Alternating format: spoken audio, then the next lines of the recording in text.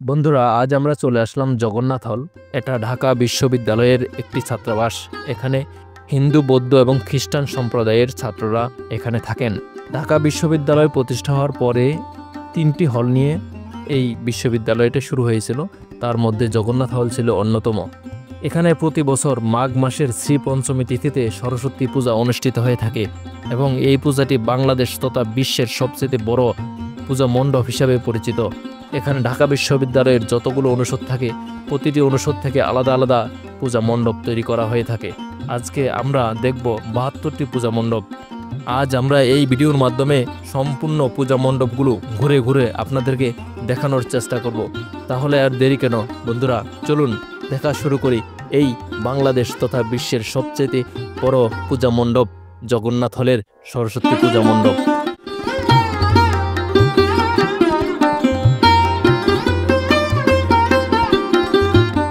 প্রতি বছর জগন্নাথ হলে সরস্বতী পূজা উপলক্ষে দেশের বিভিন্ন প্রান্ত থেকে লাখো দর্শনার্থীদের ভিড় হয়ে থাকে। ঠিক এই বছরও ব্যতিক্রম নয়।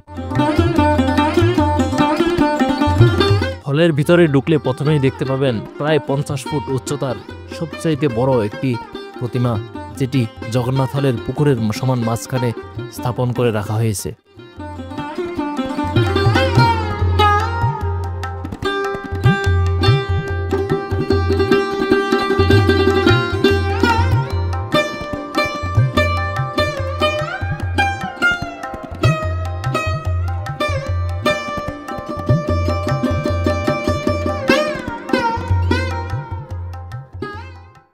তার সামনেই দেখতে পাবেন গৌরাঙ্গ মহাপ্রভুর একটি বিগ্রহ, যেখানে আপনারা চাইলে নাম জপ করে নিতে পারবেন। তার পাশেই রয়েছে বুদ্ধদেবের একটি বড় বিগ্রহ। এটা হচ্ছে জগন্নাথ হলের প্রধান উপাসনালয়। এখানে প্রতিদিন সকালে ছাত্ররা প্রার্থনা করে থাকে।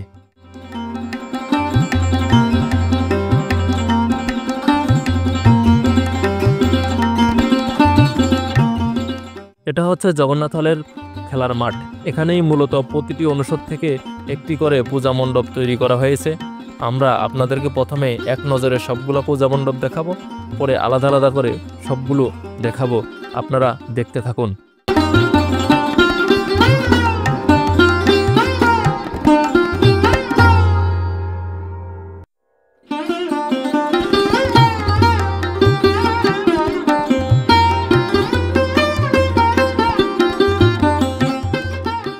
এবার আমরা একটু জুম করে সবগুলো পূজা মণ্ডপ আপনাদেরকে দেখাবো। আপনারা দেখতে থাকুন।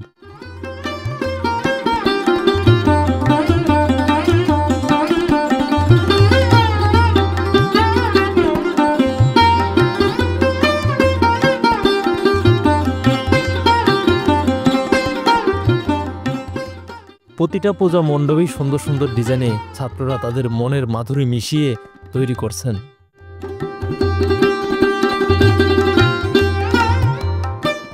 বন্ধুরা, এই ভিডিওগুলো আপনাদের জন্যই করা, শুধু আপনাদেরকে দেখানোর জন্য এত কষ্ট করে এই ভিডিওগুলো করা। আমাদের ভিডিওটা যদি একটুকু ভালো লেগে থাকে তাহলে অবশ্যই একটি লাইক করবেন।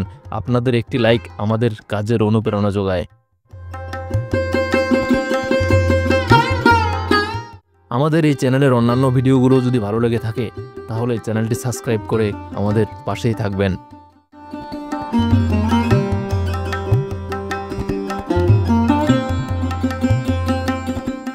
প্রতিটা মণ্ডপের উপরেই অনুষদের নাম লেখা আছে। আপনারা দেখেই বুঝতে পারবেন কোন মণ্ডপটি কোন অনুষদ থেকে তৈরি করা হয়েছে।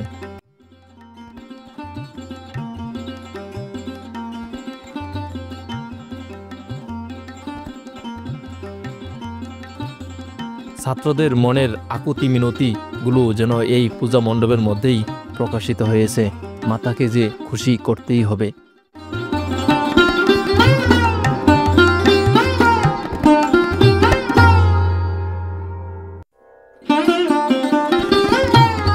এই প্রতিটা পূজা মণ্ডপেই কিন্তু আলাদা আলাদাভাবে সকালবেলা মাতার কাছে অঞ্জলি দেয়া হয়েছে।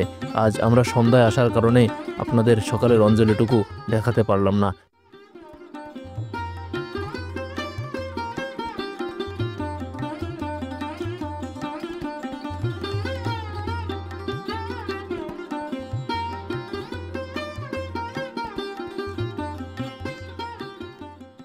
এই সুন্দর সুন্দর ব্যতিক্রমী এই পূজা মণ্ডপগুলোর পিছনে ছাত্রদের অনেক পরিশ্রম এবং মেধা জড়িয়ে আছে। তাই বন্ধুরা, ভিডিওটা ভালোভাবে যত্নের সহিত দেখে আপনারা অবশ্যই কমেন্ট বক্সে জানাবেন কোন মণ্ডপটি আপনাদের কাছে বেশি ভালো লাগছে, তা অবশ্যই কমেন্ট বক্সে জানাবেন।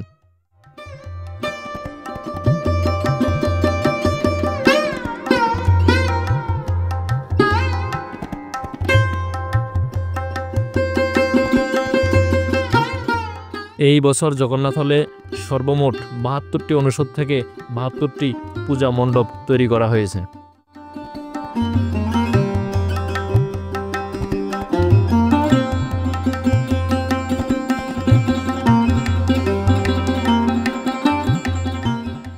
সঙ্গীত বিভাগের তৈরি এই পূজা মণ্ডপটি একটু ব্যতিক্রমধর্মী ছন দিয়ে তৈরি।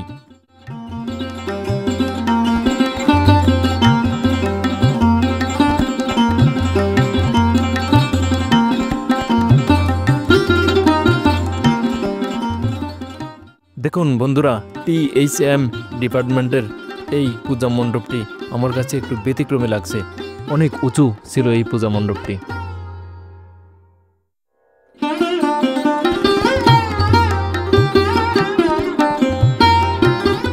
কোনো কোনো পূজা মণ্ডপের সামনে তো আবার ঢাকের তালে নৃত্যও হচ্ছিল।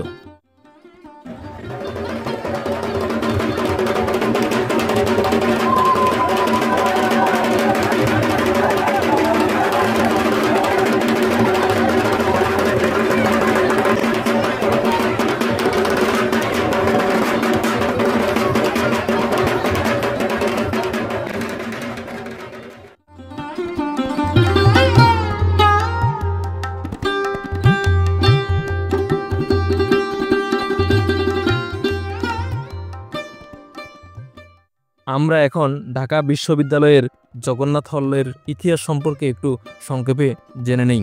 ঢাকা বিশ্ববিদ্যালয়ের জগন্নাথ হল হিন্দু, বৌদ্ধ ও খ্রিস্টান সম্প্রদায় সহ উপজাতি ছাত্রদের জন্য সংরক্ষিত একটি হল। ঢাকা বিশ্ববিদ্যালয়ে প্রথম যে 3টি হল নিয়ে যাত্রা শুরু করছিল জগন্নাথ হল তার একটি। মানিকগঞ্জের বালিয়াটির জমিদার কিশোরীলাল চৌধুরীর পিতা জগন্নাথ রায় চৌধুরীর নামে এই হলের নামকরণ করা হয়। এই হলের প্রথম প্রভোস্ট ছিলেন অধ্যাপক নরেশচন্দ্র সেনগুপ্ত।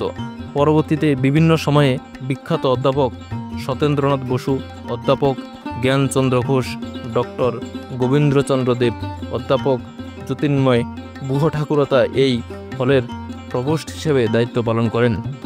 মুক্তিযুদ্ধের সময় ডক্টর গোবিন্দচন্দ্র দেব ও অধ্যাপক জ্যোতির্ময় গুহ ঠাকুরতাকে পাকিস্তানি সেনাবাহিনী হত্যা করেন। এই হলটি স্থাপিত হয়েছিল 1921 সালে।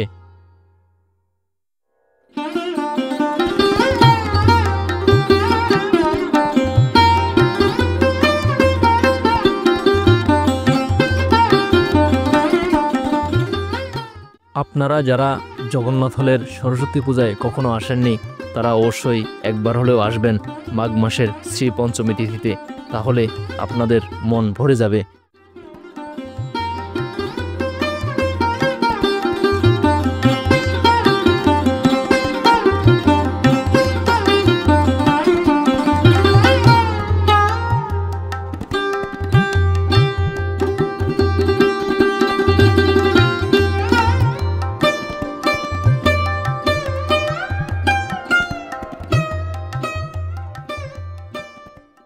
পূজা দেখতে দেখতে যখন ক্লান্ত হয়ে যাবেন তখন এই মেলার প্রাঙ্গণেই বিভিন্ন নিরামিষ হোটেলের আয়োজন থাকে, যেখান থেকে আপনারা বিভিন্ন পিঠা, পায়েস এবং খিচুড়ি, সবজি এগুলা কিনে খেয়ে নিতে পারবেন।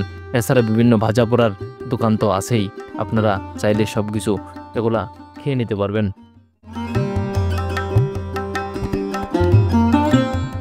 এ পূজায় আসলে আপনারা এরকম ডুগডুগি ও বাঁশিও কিনে নিতে পারবেন।